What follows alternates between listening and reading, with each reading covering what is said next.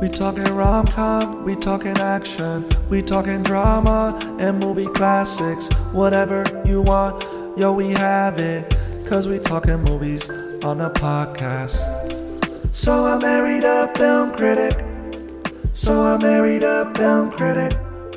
So I married a film critic. Hey honey, I just want to talk about the movie like casually. You don't have to bring up the cinematography. Honestly, let's just talk about like how the characters were fun. Married a film critic. So I married a film critic. Welcome to So I Married a Film Critic, a discussion between a professional film critic and lecturer and me, his wife of over 20 years, who just likes to watch movies for fun. I'm your co-host, Julia. This is Barry the Film Critic. Hello, everyone. And tonight we decided to watch a comedy, and it's called The Happening. M. Night Shyamalan's The Happening. I thought I was the film critic. That's harsh. Right out of the gate, you're just slamming them. Okay, well, I'd never seen this movie. All I have... Really? No, was my first time. Wow. All I had heard was I think you would have caught up with this at some point. No, because you just told me how terrible it was. I did. And so I thought, well, why do I need to see a movie about scary wind? Well, it's worse than that. And let me back up just a little bit. So I saw this movie at an early screening. It was very early, in fact. This is back when I was a part of the Denver Film Critics Society. We lived in Colorado. And it was, to say the least, it was wonderful. And I missed the critics I used to hang out with. And, we used to see movies sometimes days, weeks, sometimes even months in advance. And 20th Century Fox, to their detriment, let us see this movie early. They really shouldn't have done that. Because it was opening on Friday the 13th. Some things need to just stay in the vault till it's time. And I think we got to see it on July 1st. It was like really way in advance. And we show up at the theater and we had to sign this disclosure thing saying we will not discuss any of the twists of the movie until Friday the 13th. And I thought, well, that's a little redundant because we've done the thing. We've taken the oath. We know we're not going to, we that's what we do. We don't talk about the film.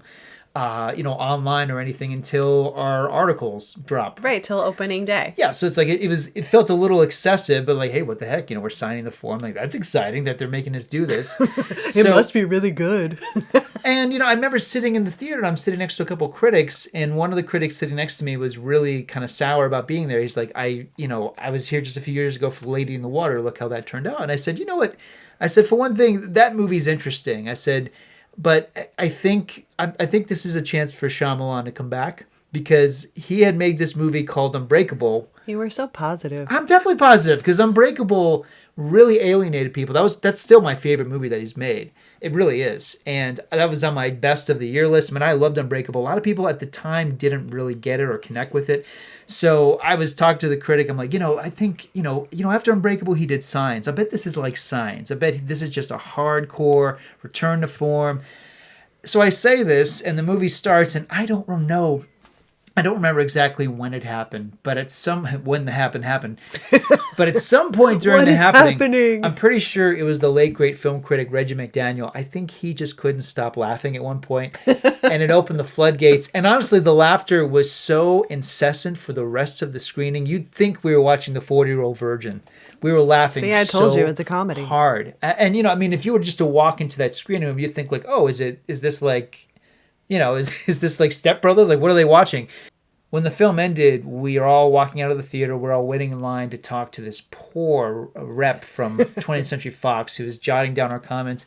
And, it was nothing personal, obviously, and I think the person knew that. But I did feel bad for her because she's writing down, variations of worst movie ever, worst use of time ever spent, worst thing that's ever happened. We're all, and the thing is, the critics were all standing around listening to each other, like our comments, like, ha, So we're so clever. I mean, it's one of those screenings I've never forgotten, but at the same time, I always felt bad because, like, oh man, the rep, they got to go back and explain like what a disaster it was in Denver for this movie. Well, I'm sorry, but this movie should have never passed with this screenplay. This screenplay is hilarious and very unfortunate. And M. Night Shyamalan should be ashamed of himself. Wow. This needed, way more rewrites. They always say I'm the tough critic here. This is wow. It needed more rewrites. This is fire ridiculous. Today. You're just throwing out those daggers. This is ridiculous. And When you hear, if you've never seen this movie, I'm going to read some of the quotes, but Oh, I can hardly wait for that. I know when you hear Performance here. it's just, I was like, this cannot be a real script. Apparently, the original screenplay was called The Green Effect, and I wonder if maybe the studio, or even like after they saw the film, like we really have to position this as a serious, hardcore, apocalyptic horror film. Because it's about global warming? No, it's about the plants turning against us. Spoiler. Right, because of global warming. Like, Yeah. is it an environmental thing? Well, I mean, it's just in general. I mean, I think it's whenever we step on a weed, whenever we like, Hey, don't step on me. yeah, whenever someone like takes out some scissors and clips off some cannabis and rolls it into paper, it's like, it's like, I think it's like we have had enough. We will not put up with your lawnmowers. We will not be your used stupid John anymore. Deere obsession. Yeah, we've had enough of this crap, all right? Your weed killer, all right? Your little topiaries, screw you. We're fighting back. It's genocide for us, so we are fighting back.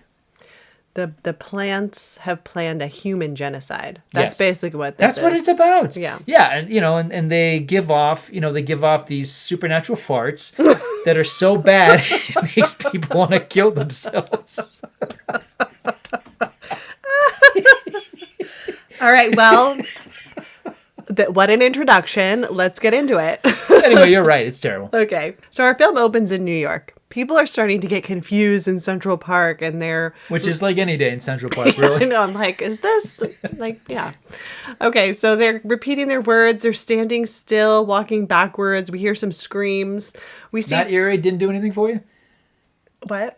You didn't find this eerie? Didn't do anything for you? Didn't give you, like, body snatcher flashbacks? No, I think because I knew this was an unserious film. If you had told me nothing, you okay. had told me nothing, I think this first part would have been really creepy. Oh, so I ruined it for you. Well, no, I mean, the no. world ruined it. I mean, this movie came out, 2008? Yes, I believe so. So, 2000, yeah.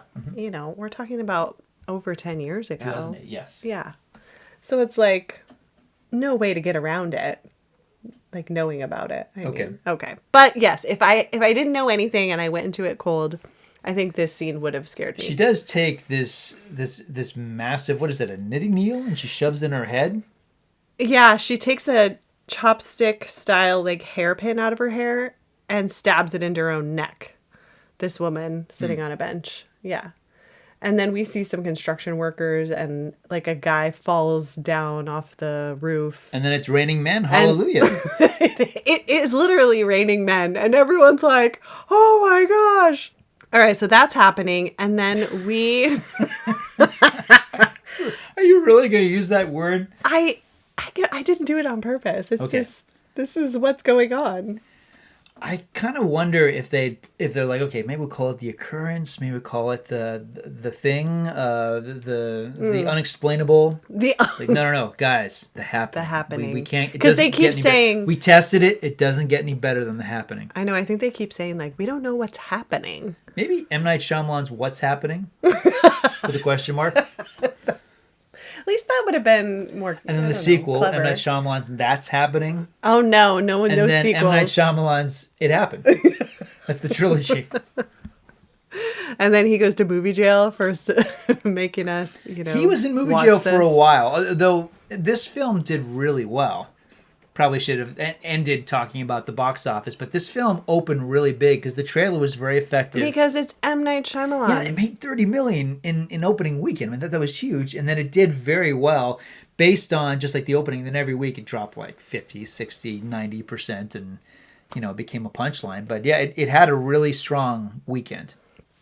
Okay. But everybody who saw it on opening day realized, it is Friday the 13th. It figures this is what happens. Yes. Okay. So now we switch. We go to a school where we have a science teacher named Elliot Moore, played by Mark Wahlberg. Who couldn't be more miscast in his life. This performance depresses me because he's a very talented actor. In fact, when it's the right role, right movie, he's really compelling. I've always liked him. I remember when I was in college and my dear friend Lisa, who was also your college roommate, my friend Lisa and I, we saw a film that he did called The Yards. This little film he did with Joaquin Phoenix and Charlize Theron. He's excellent in that. The movie's excellent. He was always really good in a lot of films that people didn't see. And then, he had this big, mainstream break, and the films have been really hit and miss. And I understand why he did this movie. While we were watching it, I said, you know what? You get a phone call, you're being offered the lead for the new M. Night Shyamalan movie. You say yes without reading the screenplay. For sure. And then you show up on the day of the set and you're like, wait a second. Wait, what's happening? Wait, I'm playing a science teacher? Do you know about my past? I didn't really hang around school that much. I'm playing a science teacher? How about a band? A band teacher? Buffest science teacher ever. Gym. Can I do gym? Can I play a gym teacher? A science teacher. Yes. Yeah. Okay, so he's talking about the thousands of disappearing bees that's happening around the world. Which is a compelling topic. The movie really should have been about that. That might have been something interesting. So, what's funny is he's like, why do you think the bees are disappearing? And so students are saying different things. And then so he looks at this student who just looks bored out of his mind. And he's like, you're not interested in what happened to the bees? You should be more interested in science, Jake. You know why? Because your face is perfect. The problem is your face is perfect at 15. Now, if you were interested in science, you would know facts like the human nose and ears grow a fraction of an inch each year. So a perfect balance of features now might not look so perfect 5 years from now and might look downright whack 10 years from now. Come on, buddy. Take an interest in science. A lot of things to pull from that. First of all, science teacher Marky Mark and Jacob need to get a room together. And that's really the only thing I took from that. I was like, it's really strange. Dude, this is the weirdest interaction because later on, Jake says, how much does the human nose grow each year? And he goes, it's minuscule, buddy, okay? Don't worry about it. You're going to be a heartthrob your whole life. I was just messing with you. Really? If I ever told any student of mine of any age they're going to be a heartthrob one day, that's the last day I'm ever allowed within a mile of that school.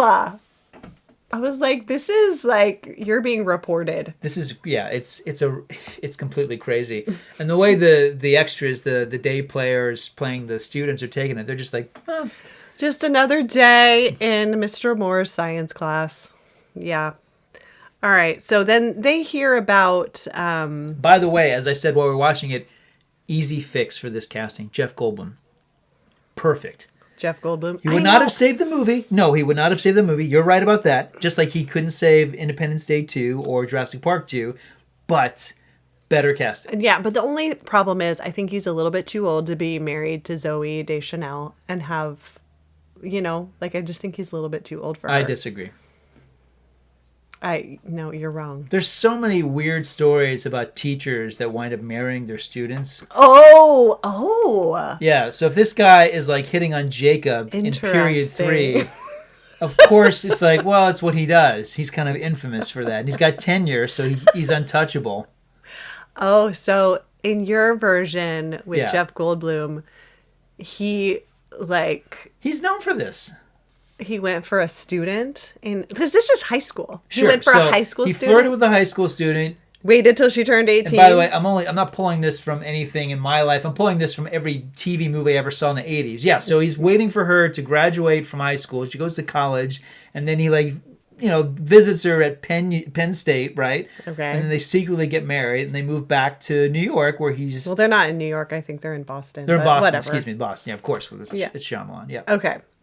Well, all right. So then our main character is a perv, but I mean, we don't know. This Elliot guy, Marky Mark's version, he's kind of a little... He plays it so square. It really doesn't seem like it's for anybody remotely like him. And by the way, he's not wearing a muscle tee, but he's wearing a form-fitting shirt while teaching this class, and nobody has I love you written on their eyelids like he's Dr. Jones. It is pretty ridiculous. I mean, I did have a science teacher in middle school who did earth science, who sort of resembled Robin Williams and always wore like really tight t-shirts. Now, he didn't have like muscle body like Marky Mark, but he was just like, whatever, I'm wearing a t-shirt to school. I don't care. I'm sorry, but your Robin Williams lookalike, semi-muscled science teacher just isn't doing it for me. All right, I'm just saying. What was his name? I don't remember. No. I just remember we had to look at a lot of rocks, and I was like, this is the most boring class of all time. And he tried to be funny, like Robin Williams, So. Oh, he tried. He tried. You know what he needed to do was he needed to hit on Jacob, the good-looking guy in class, No! and tell him how he was always going to look good because of genetics. I know, but we were only in junior high, so that it would have been even worse. Much worse. We were like 12. Yeah. This movie needed a rewrite from page one. It really did. Okay, so there's like all of a sudden a staff meeting warning about an apparent terrorist attack in New York City, and that there's some kind of gas in Central Park, and so everyone has to be like evacuated. It's weird because on the TV they explain that they know the steps of the happening. And this, like, apparently the happening just happened. How would it's only been minutes of the happening happen? Yeah, and it's already on the news. How do they know all this stuff, all the symptoms? This is because it's so bizarre even to watch it, and what's creepy about it, this idea that it's completely disorienting because when it's happening to you, you lose your ability to speak properly, and then you suddenly become overwhelmed with suicidal tendencies, and you find some way to take your life. Yeah, it happens very quickly. It's like, wouldn't there be some kind of it just feels... Well, there's nobody that it's happened to who can talk about it afterwards. Yeah. They're all dead. So, I mean, somebody saw it from afar. I mean, I don't understand how they are able to come up with the steps. Yeah. Wow. But by the way, this movie is 90 minutes. I do wonder if there's a lot of stuff in between all of these scenes that's not there anymore to make the happening happen faster. Okay. You were right. They are in Philadelphia. Excuse me. Yeah. So it's my bad. No worries. Okay, not Boston. It doesn't matter. Anyone who has anything affiliated with this movie will not want to be a part of it. There's a part of this movie that takes place in Filbert, Pennsylvania. I don't think the Happening Tour exists there, if it ever did. They're like, you know what? Let's not mention it because we're losing money. We could take you through a walk through that field where where they got chased by the wind. No. Okay, $3. Gee, the wind chase tour. Hey, the wind chase tour. Get a picture of you getting chased by the wind. We got a big fan over here. Yeah. We'll go for a close up. You could look like Mark Wahlberg when he's like completely confused. No. It's just people with like their hair blowing all crazy. It's a picture. Like, run! Yeah. And they look over the shoulder really scared, like there's something chasing them. Really, it's just a wind machine. Yeah. You're not interested? No? Hey, guys, I've already asked 8,000 people. I think we've got to turn... I think we got to... This business is dead. Now we meet Julian, played by John Leguizamo, who is a math teacher working with Marky Mark. Better choice for the lead, by the way. Oh, you think? Leguizamo, he has a theater background. He's done a lot of stuff. I mean, his filmography is insane. And so, I mean, he's also like a Tony Award-winning Broadway actor. All that to say, I think he could have pulled off a science teacher better. In fact, maybe these two swap roles. Maybe. Wouldn't that have been shocking to have Mark Wahlberg killed off in the first 20 minutes? Yeah. I would have been like, whoa, wasn't expecting that to happen. Because he's playing the more passive-aggressive character, whereas, Wahlberg, weirdly enough, is playing kind of like a pushover here. Yeah. And, again, wearing those T-shirts, looking like Mark Wahlberg, you don't really buy it. Okay. Under any circumstances. So another little small subplot is that Elliot and his wife are having marriage problems, and he tells Julian, the John Leguizamo character, about it. I'm like, dude, there's a terrorist attack, and you're talking about your marriage problems? It's really strange how this just comes up. It's like the equivalent, and I'm not trying to be insensitive or going for an easy shock by saying this, but like the equivalent of 9/11 is happening, and they're stopping to talk about their stupid marital problems. Yeah. Like, I'm sorry, can this wait? We have like an emergency happening. As someone who remembers vividly what that day was like, I wasn't thinking, I did call you. You and I were dating at the time. No, we were not. We were friends. Oh, that's right. We were not friends. even dating. Sorry. Some revisionism that didn't hold up at all. Sorry about that. Sorry, folks. You wished we were dating. This is true. This is true. But I did. Anyway, my point being, I did call to check on you on that day. We did converse. But as you pointed out, not only were we not together. How dare you? But my point being, like, other than maybe that moment and calling my mom, I didn't. And my roommate who was about to catch a plane and didn't. nothing else in the world mattered. And I remember, like, I think, like, later on in the day, it was like, you know, because it happened in the morning, and by the end of the day, I walked down to King Soopers, the grocery store, and I walked in, there was eerily quiet, nobody was saying anything, everyone's talking in whispers. Like, that's what that day was like. So, and I find it funny that these characters, despite the fact that this thing is happening, and they all recognize this is probably a terrorist attack, they're talking about their lives like they're on a soap opera. All right, so it gets worse because Elliot and So much his worse. wife Alma, they flee Philadelphia on a train with Julian and his daughter Jess. So on the train, people start to get reports by cell phone about the attacks and everything. And Alma, so this is played by Zooey Deschanel, she's getting repeated and insistent calls on her phone from someone named Joey, whose voice is M. Night Shyamalan's voice, and Which is why M. Night Shyamalan gets an acting credit in this movie. and she lies to Elliot about it. It's like, who's Joey? And she's like, oh, it's nobody. The thing is, M. Night Shyamalan can act, as evidenced by his work in Signs. He's very good in that scene. But even Hitchcock is not in every single one of his movies.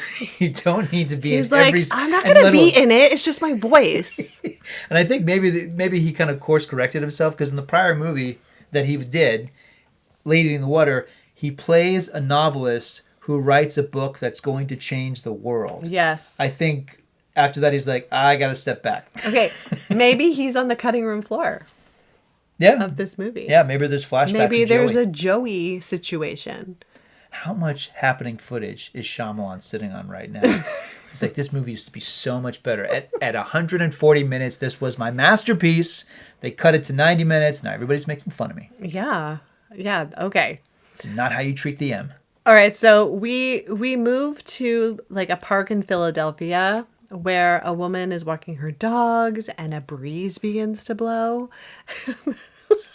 There's a traffic cop walking through a traffic jam. So there's all these people. They suddenly stop in their tracks, and then a gunshot rings out, and so somebody shoots himself in the head. He drops the gun, and then all these people like pick up the gun, shoot themselves, and then they just keep picking up the same gun.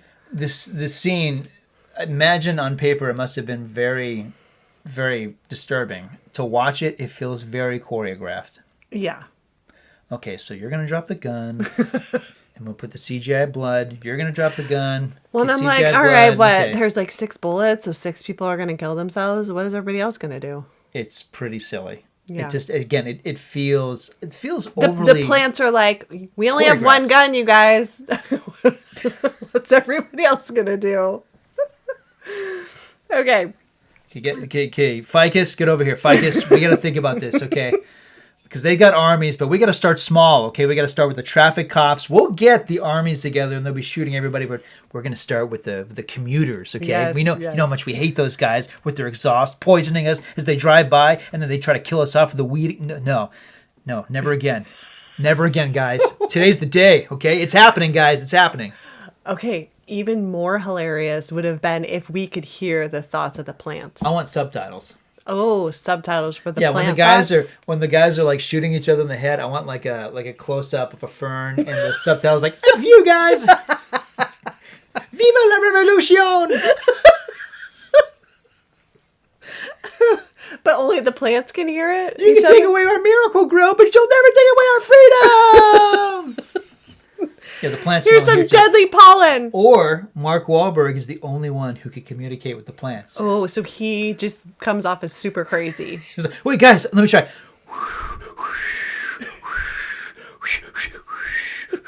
They're like, get away from him. He's whistling to the plants. And the plants, the subtitle says, "He's onto us. More wind." Blow him over. Okay, so the train is leaving, ends up leaving Elliot, Alma, Julian, and Jess. They're on this train, and it just stops in this really small rural town. Do we miss the video? What do you mean? So at one point, getting a sense of how this is affecting everyone outside of our main characters, there's a video of a zoo animal attack, of a lion attack. Now, this scene, I think Shyamalan thought, in Signs, I had that showstopper where there's a home video of a birthday party and they happen to capture an extraterrestrial walking by. You remember that? Oh, That's yeah. a scary moment. I mean, Yes. even the theater, kind of took your breath away because it's so surprising. Yeah. Here, it's a scene of a guy jumping into a lion cage, going, "Here, kitty, kitty." The lion kicks off his arm. Oh, yeah. It's hilarious. The guy's just walking around with no arms and blood's just squirting out. Yeah, but the movie lists a lot of special effects companies. I'm like, oh, this must have been the scene that they must have just how much blood do you want, Mr. Shyamalan? Yeah. Like, it's so ridiculous because, this is how the guy is, quote unquote, killing himself by jumping into the lion cage. Yeah. I think this was the point where the screening I went to went completely haywire. And this is very early. It's early. Yeah. But I remember laughing really hard at this, this is supposed to be, I was laughing really hard too because I Yeah. couldn't take it seriously. I mean, I know it's gross and it's gory, but it's so funny. It's not even that. Actually, the lion actually taking off the arm is off camera. It's just the guy with nubs and blood squirting out. It's not. Yeah, and I mean, clearly it's a bit of a, some digital trickery even having him in there because the lions seem pretty cool about it. They don't seem like they're in attack mode. They're like, oh, a plaything. No, the plants were talking to the lion telepathically. Who doesn't give you enough food? Now, who's the food? Are you on our side or the human side? You must choose. I'll have you and your mate scratch each other. Okay, so yes. I'll make you very sad and you will have to take your own life. This might be that video that we see. It might be when they're in this town where they get abandoned by the train. So it might be happening around the same time. But Elliot's like, well, where are we going? Why can't we go anywhere? And the conductors, it's like 10 conductors standing in a circle. Well, we've lost radio contact with everyone. This was a big trailer moment for the trailer, and in the movie it just doesn't play. It's really strange. Yeah. It's not scary. It's this is where, I mean, it feels like such a self-parody. It feels like somebody doing a bad parody of Shyamalan. It really does. It feels like someone watched The Sixth Sense. It's like, okay, everybody should talk in whispers. There should be a 7-second pause in between every line of dialogue.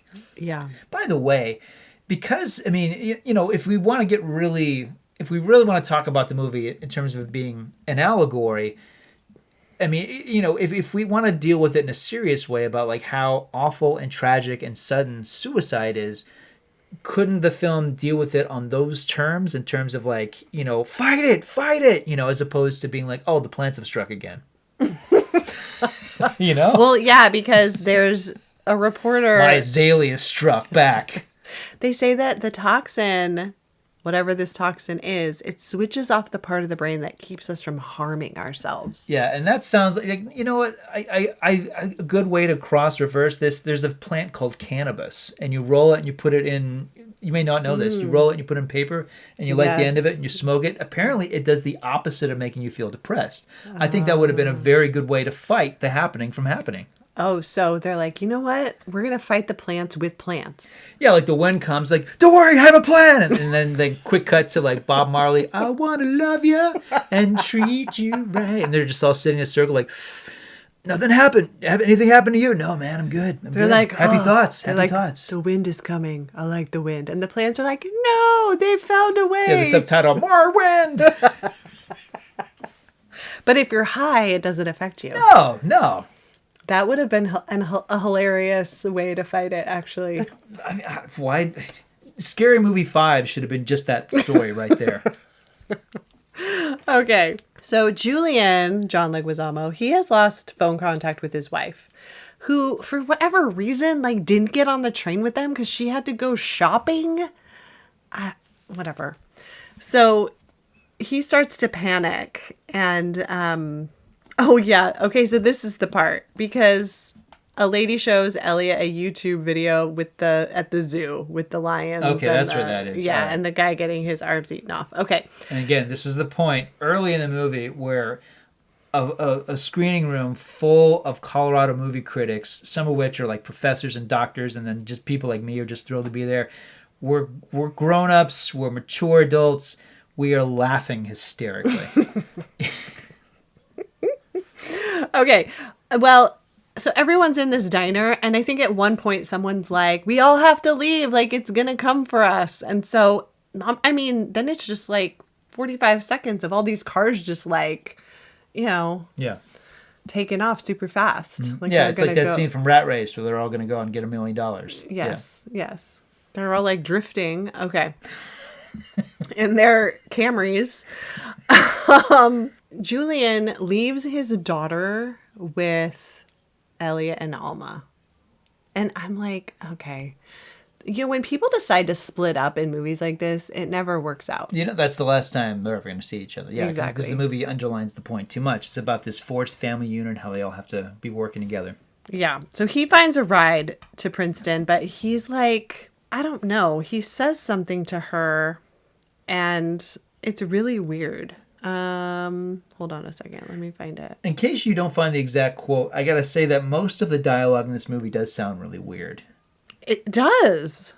Do you think the wind is affecting them, even though it's not like affecting them? I think the wind affected M. Night Shyamalan when he wrote the screenplay, and this is punishment because we didn't embrace Lady in the Water. By the way, Lady in the Water, it was on the poster, it was on the trailer, and I think it's in the subtitles somewhere. That film is presented as a fairy tale. I wonder if the happening, comma, an allegory would have helped.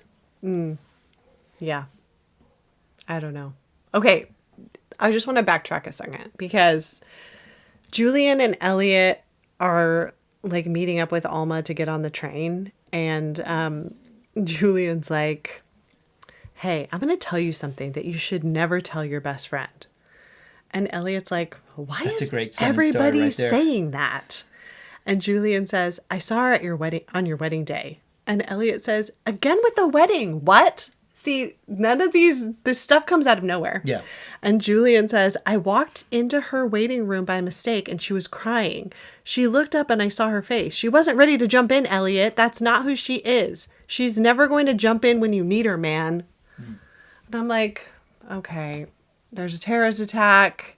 Now he's giving him marriage advice. Because, like, if we're about to die, I'm not going to be like, Jules, I just got to let you know. That... No. It would be like if your best friend came up to you and was like talking crap about me during a terrorist attack. Okay, well, you need either case. Yeah, but my best friend's like, just so you know, like, I never really believe. Yeah, exactly. Yeah. Like, it's not going to make it more immediate to me, the fact that you're telling me this in such grave terms. Right. So, okay, so Julian is saying this to Elliot, and then when he's leaving his daughter with them so he can go find his wife at Princeton University, like, Alma goes to reach the little girl's hand, and John Leguizamo is like, don't take her hand unless you mean it. And I was like, dude, where is this like anger coming from? Yeah.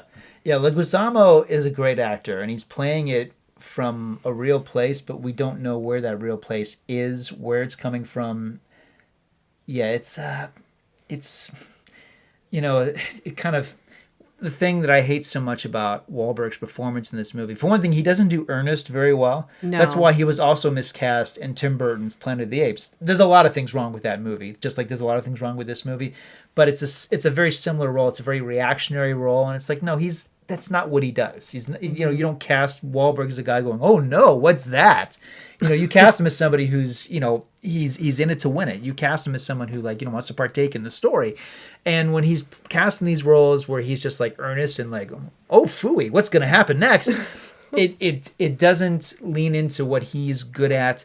But here's the thing though, with everybody in here, you could catch everybody acting. Yes. That's what I hate about this movie. Because It's true. If this was the only movie you ever saw Mark Wahlberg in, you would think he's terrible.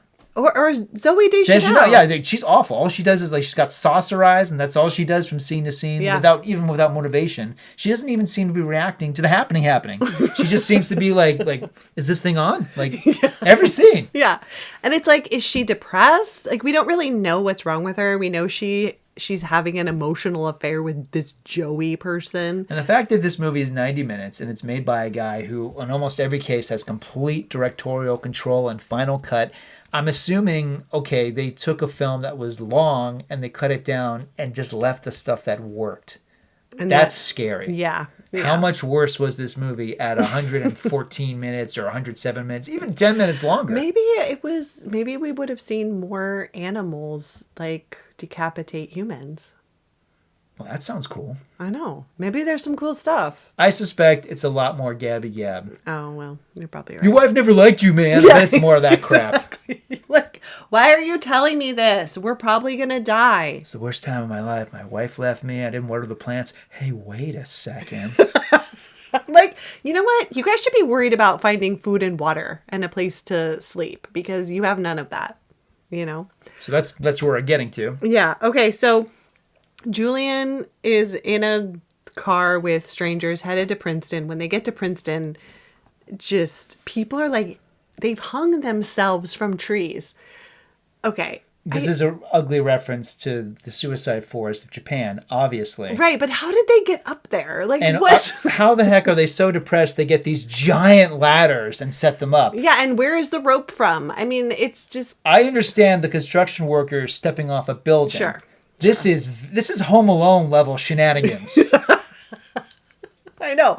I'm like, did you all of a sudden become an expert tree climber and you all of a sudden had rope? Did they help each other? I mean, how did this happen? The wind has made me so sad. I'm going to get a fireman's ladder and a rope, and I'm going to make a hangman's noose out of it. Yeah, it's ridiculous. It's too much. And they're driving, and John Leguizamo just like looks at the top of this Jeep, and it's one of those tops that's whatever made of canvas, and there's like a tiny little hole in it, and it's like, oh no, the wind can get through. How about somebody just putting your hand over it? How big is this car? Just put your hand over it. You'll be fine. And then, okay, obviously the wind gets in, and so all we see is like the car stop, back up, and then just like ram into a tree, and people just flying through the windshield. Yeah. We're like, well, that's the end of that character. And then Leguizamo steps out of the car. It's like the scene would hurt. It would really hurt if we knew more about his character, cared more about his character, and by the way, the camera is very far away from it, and it doesn't give you this distancing effect. It's literally distancing. We see him sit down and start to slash his wrist, and that's the last we see of the character. Yeah, it's a sad exit for the character, but the way it's done, we're looking at technique. We're not really looking at a storytelling. Right. Because when he says goodbye to his daughter, I'm like, oh, he's not coming back. And too much of this movie is like that. It's like we're looking at, and De Palma's worst movies are like this. I love Brian De Palma. I love his movies. So many of his films I watch over and over. But his worst films, it's like we're looking at camera placement. Mm-hmm. We're looking at how he set up the shots. And that's all we're looking at. We're looking at pageantry.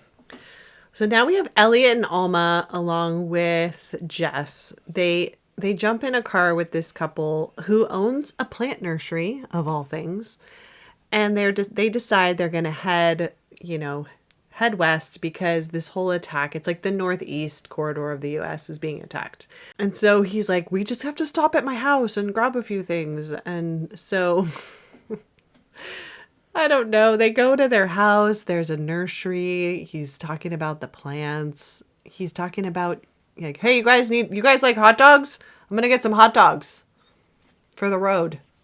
I can't believe we spend so much time with the plant guy who can't stop talking about hot dogs. I can't believe that. And what I really couldn't believe the first time I saw it is when he throws out the idea that the plants fight back, that the plants can put toxins out there, that, he throws out the literal definition of what is happening in the happening. And it's so asinine. You think, okay, that can't be it. Yeah. The movie can't be explaining. Yeah, because it's like, no, he's a weirdo. He's the hot dog guy. Yeah, he's like, I think I know what's causing this. You do? It's the plants. They can release chemicals. And we see him like watering his plants. Like, that's a good girl. It's like, oh no, this is a plot point. Like, we're supposed to be pulling. Like, this is the scene from Jurassic Park where they watch the video about cloning dinosaurs. That's what this scene is. Yes. This scene is the equivalent. It's nuts. So now they're in the car and they're just trying to like take all these back roads. And at one point, they reach a state line and they see bodies, and so they turn back. They kind of come to this junction point where all these cars just turn around and they meet up with all these random people. And so they're like, look, all the roads have dead people on them, like very close by. So we're going to have to walk. And so what's funny is that Elliot's like, yeah, we all need to stay together. And then later on, he's like, no, the plants know when we're together. We need to walk in smaller groups. Nobody acts the way a human would in this situation. I kept waiting for the plot twist to be like, it's a planet of cloned people. Yes. It's just anything to explain how strange people are acting in this strange situation. Jeremy Strong shows up as a soldier. This is a very early performance from Jeremy Strong. He's a soldier who says cheese and crackers when he gets upset. Yes. I'm not saying, and that's a total cliche to suggest that every soldier is profane. That's not the case. But every soldier I've known who's a Marine, who's in the armies, met a couple Navy SEALs at Zach's wedding, they would not say cheese and crackers, especially in an apocalyptic scenario. I know. So I don't know if this is where they're in the field, but there is one point where they're in a field and it's like, don't let the wind get you. It's like, you can't run from wind. And if you do run from wind, you can find a way to make it visually interesting. And this is literally the wind machine on full blast. Turn it up to 11 and have the actors run while the wheat and barley flaps in the distance. That's what we're talking about here. And then, so at one point, Alma... And shots of them looking over their shoulder like they're being chased by velociraptors, but Shyamalan cuts to weeds flapping against the ground. It's not scary. It's so scary grass. Unintentionally funny. So Alma tells Elliot that Scary Grass, a better title. Scary. Night Shyamalan, Scary Grass. That if they're going to die, that she wants to tell him something. So one night, she told Elliot that she was working late, but actually she went out with Joey after work and they had tiramisu. But that's all that happened. And all I ask, Mr. Shyamalan, is if you're going to introduce that, you have a quick cut of you as Joey at the diner with Zooey Deschanel and you're spoon feeding her the tiramisu. Yes. I want that shot. That should be in this movie. Maybe it's on the cutting room floor. But I think want to see that's that hilarious. director's cut now. I just think it's funny that she's like, I have to confess something. Like, if you told me that you, like, went out, I don't know, to, like, a coffee shop after work and, like, had a dessert with, like, a coworker, I'd be like, okay, that's all you did? Jules, we had 2 straws in the same sundae. I felt so weird about it. Okay, well, that would be weird. And we looked at each other the whole time. Our eyes locked. I mean, it is weird, but it's like... I let her have the cherry. But, like, tiramisu, like, after work, that's what... And Joey's calling her, like, a crazy person? Is tiramisu a euphemism for something? No. Like the happening is a euphemism for something? Something unexplainable? I know. Well, you know, you remember the movie Sleepless in Seattle? Yes. And he's like, you're going to go out with a woman, you'll have tiramisu. He's like, what's tiramisu? He's like, you'll just have to find out. He's like, well, what if she wants to do it to me? And I don't know what it is. So maybe it is. Maybe Shyamalan watched that movie and thought, that'll work. Yeah, tiramisu. No one remembers that movie. It Sleepless in Seattle. No one saw it. It's not going to be a huge smash like The Happening. So maybe he watched that recently while he was writing the script.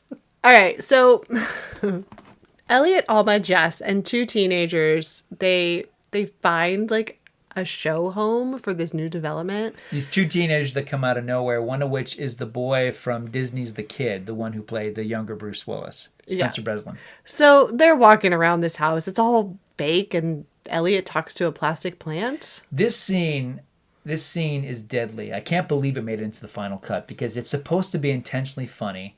And, you know, the punchline is that Wahlberg realizes he goes, I'm talking to a plastic plant. This scene's terrible. It should not be in the movie. There's a lot of scenes like that, but I just can't believe, because it's a long scene. I know. Yeah. And then the happening starts, and there's a lawnmower, and a guy just like lays in front of it, and we watch the lawnmower roll over him. Yeah, it's like a John Deere nightmare. I love this moment. I wish there were more moments like this in the movie, because you know what this movie has? Lots of unintended laughs. What it has, nothing. It has zero tension. Right. It's not scary. It's not scary because, you know, you're like, oh, okay, there's a lawnmower, and then you see this guy just totally in a daze. You're like, okay. And he lays down. You're like, yeah, that's what people do. And then Wahlberg is just watching him, and I'm thinking, on some level, I mean, the film should find, because even in War of the Worlds, they find a way to thwart the bad guys. It's like, shouldn't Wahlberg be like, no, you have so much to live for. Yeah, It's a John Deere. he Don't does- do it. He doesn't do that. He's just like resigned himself to the fact Think that happy thoughts. take this, Doobie. Come on, sing with me. Is this love that I'm feeling? Come on. It'll be okay. Oh, God, don't lay there. I mean, seriously. He just watches it like, okay, the happening keeps happening. Yeah. So they end up running away from that house, and they find another house with boarded up windows.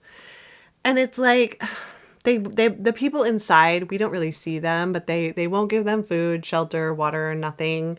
And they're just kind of like very aggressive. They do end up shooting the 2 teenagers. But what I did find funny is the conversation between Elliot and this teenager. And he's just kind of like talking to him. And hold on, I'm going to find it because you're going to be like, I can't believe this is in this movie. I said that almost every minute of this 90-minute film. I know.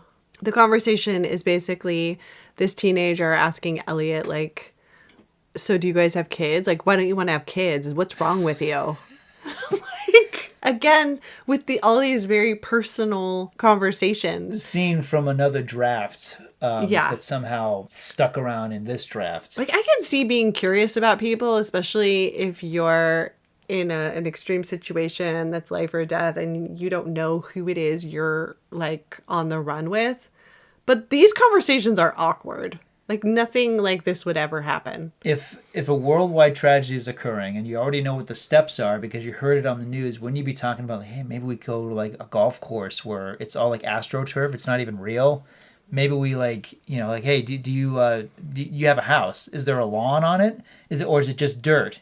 Anywhere, you know, there's just, like, a lot of dirt, but there's no plants anywhere. Right. Like, try to figure this out, as opposed to these strange character building pieces of dialogue that just, they don't go anywhere, they don't build anything. And by the way, people are dropping like flies in this movie, and I'm not feeling anything. Yeah. I have no feelings about them dying because I don't even know who they are. Yeah. There's a moment in The Sixth Sense, it's strange that it gets to me. It's the one where Toni Collette is talking to her son, Haley Joel Osment, and he's talking about the accident that happened, and he's talking about the guy on the bike who just died, and he's just standing outside the kid's window. That scene always moves me because it's not this like jump scare moment. It's this, you know, it's this ghost who used to be a person who's completely disoriented, and this little boy is the only one who can see him. And the mother, her heart is breaking because she's trying to connect with her son, and she thinks he's crazy. Then, of course, he says the thing that they finally understand each other. Anyway, that movie understands humans. Yeah. Human nature. I feel like, you know, it doesn't matter if it's the wind, the grass, the humans. There's nothing has a heart in this movie. That's a good way to put it. So once the teenagers get shot by these people, Elliot, Alma, and Jess, they move on until they think they have found an old house with no power that they think is abandoned. And there's a spooky old lady named, played by Betty Buckley. Betty Buckley. This is Broadway legend Betty Buckley. She was the star, on one hand, of Carrie the Musical, which makes her only 2 degrees separated from me because I know Eric Gilliam, who was in Carrie the Musical. Betty Buckley, however, became a Broadway legend. Among other things, she played Grisabella the Glamour Cat in Cats. So she was the first one to ever sing Memory. So if you have the soundtrack of Cats, the original Broadway, you're listening to Betty Buckley sing it. She also was the gym teacher in the movie Carrie. She's awesome, and her intense performance deserves a better film than this. Yeah. He should have made a movie about this character. About this situation, about just a bunch of kids go to a house and they have to deal with this scary, unstable lady. Yeah, Mrs. Jones. Mrs. Jones. Call it Mrs. Jones. That's a lot scarier than The Happening. Yeah. Because who's Mrs. Jones? Why? Because Alma says, Mrs. Jones, something's happened along the East Coast. And she says, whatever it is that you think is so important that you need to tell me, don't. Just keep it to yourself. The world doesn't care about me. I don't care about it. And this is an interesting character type. It's very different from everybody else who is so wide-eyed and but ineffectual. She's mean. She actually strikes the child at one point. It's very awkward. It's kind of a commentary about, social behavior. Yeah, she's kind of like, I guess I have to feed you. And then they eat dinner and she's like, I guess you need to spend the night. A better, smarter movie would have let Betty Buckley just kind of take over. And the film would have been about what's worse, being outside with the killer flatulence or being inside with this scary old lady who, just changes on a hairpin. And instead, this stupid episodic movie makes it little more than a cameo. Yeah. She's in and out of this movie very quickly. She makes quite the impression, and then she's not a problem anymore. Well, and I thought she was going to be a bigger problem, but because I don't know. Like they're eating dinner and she looks to Alma and Elliot and she's like, so what's with you two? Who's chasing who? And Alma says, I'm sorry. And Mrs. Jones says, ain't no time two people staring at each other or standing still, loving both with their eyes are equal. Truth is, someone is chasing someone. That's the way we's built. So who's chasing? Like, what? Mr. Shyamalan, you might want to fix that script before you What is happening? before you put these poor actors in front of a camera tomorrow. Maybe cut the scene or, I don't know, fix it. Elliot just raises his hand and Alma just looks at him like, yes, he's chasing me. Like, what are you talking about? Yeah. So there's that. And so then they spend the night and this is the part that's hilarious because Elliot is going to go talk to Mrs. Jones and she just kind of like jumps into the frame like, like kind of a jump scare. And she's like, movie needed more of those. Yeah. And she goes, planning on stealing something? And he goes, no, ma'am, we're not. Plan on murdering me in my sleep? What? No! Like, she's scary, but the way Mark Wahlberg responds to her is so really funny.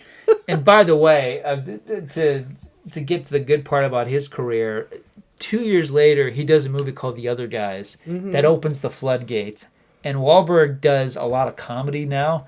Yeah. That's a niche for him. I'm so glad he does those movies. It was the same thing with Channing Tatum. When Channing Tatum started to do comedy, like, okay, you're good at this. Do more of this, less of the action crap, and do because Wahlberg is naturally funny, and he's a great, especially if you have it where he's contrasting someone else's intensity. That's why, weirdly enough, this moment with Betty Buckley is so good because it's so funny, even though it's not supposed to be.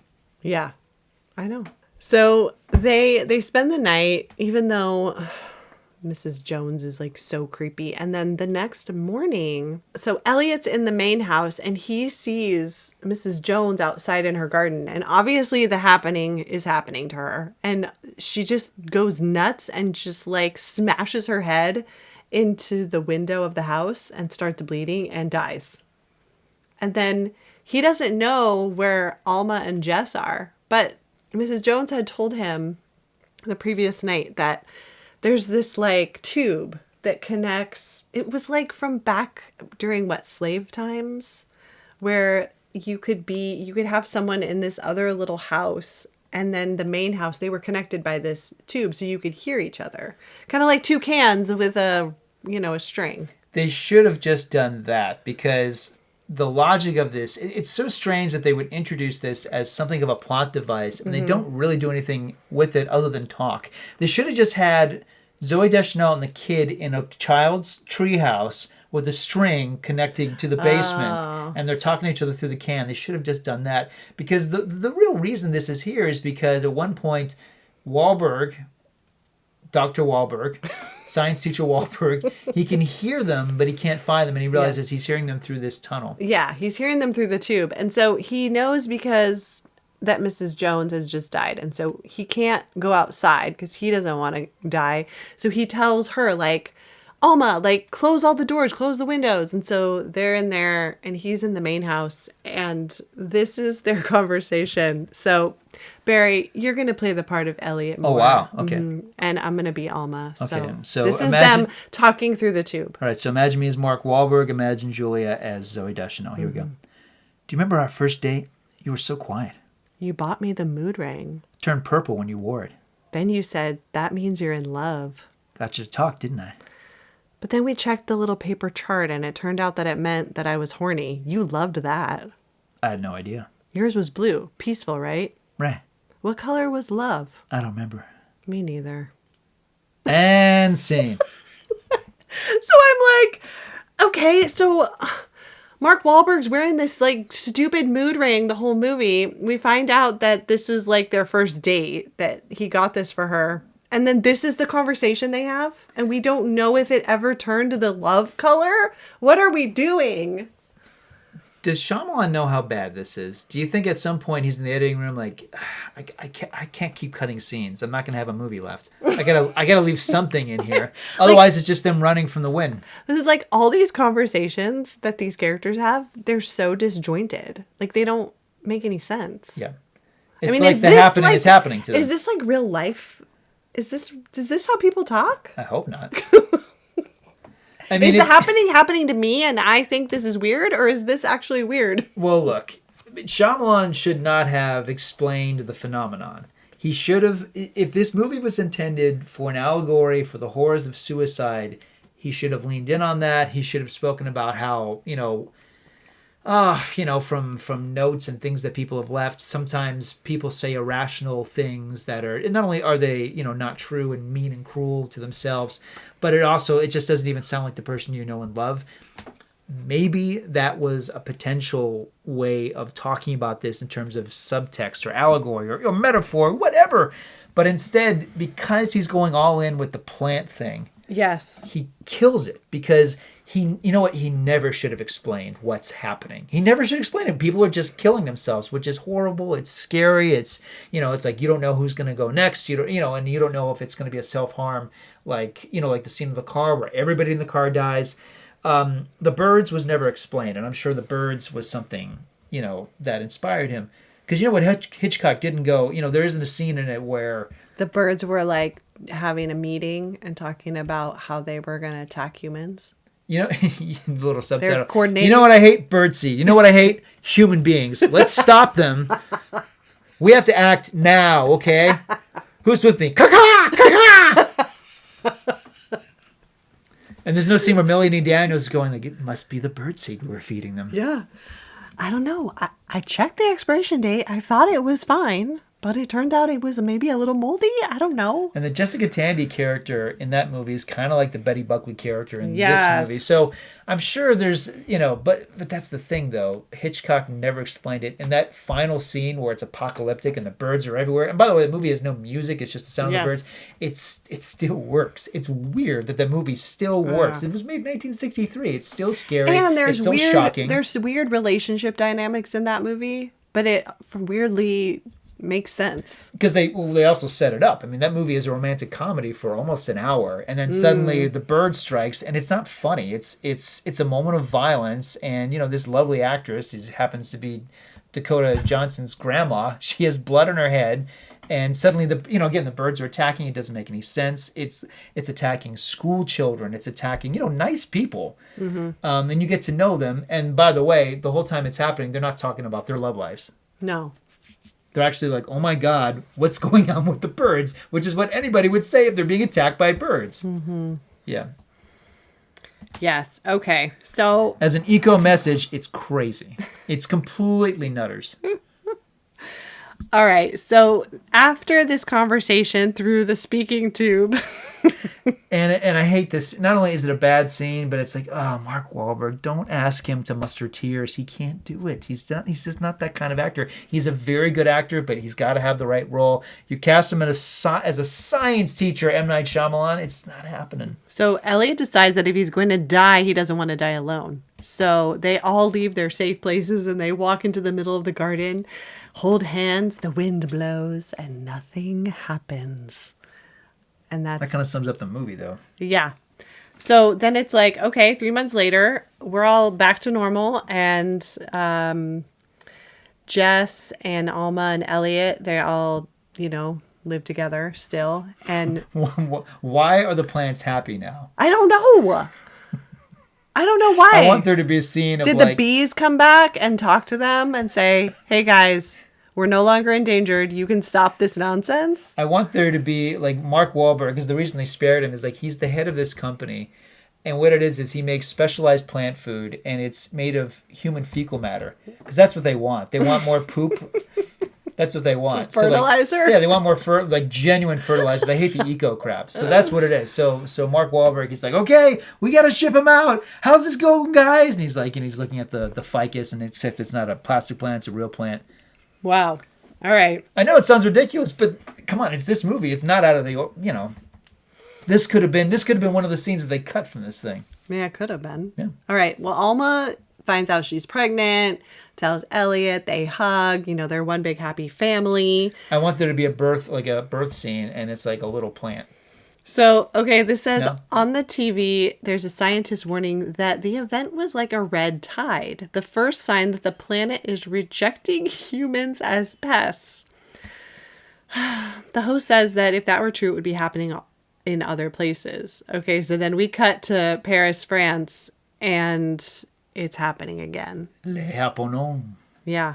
And it's like, there's a scream, there's people that start, whatever, they kill themselves at the end. They'll be fine, because we've already seen that if it goes in a big wave, then the people of France will eventually figure it out.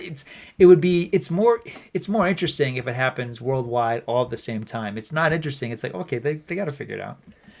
Yeah. It was like the night of Y2K. I remember watching it on TV, and it's like, okay, this, it hasn't happened here, it hasn't happened there, so therefore we're in the clear. Mm-hmm. As opposed to like, oh man, like I shouldn't have taken that trip to Paris because the happening is happening there.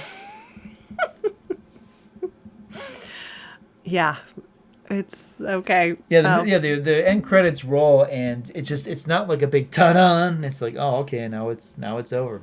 Yeah.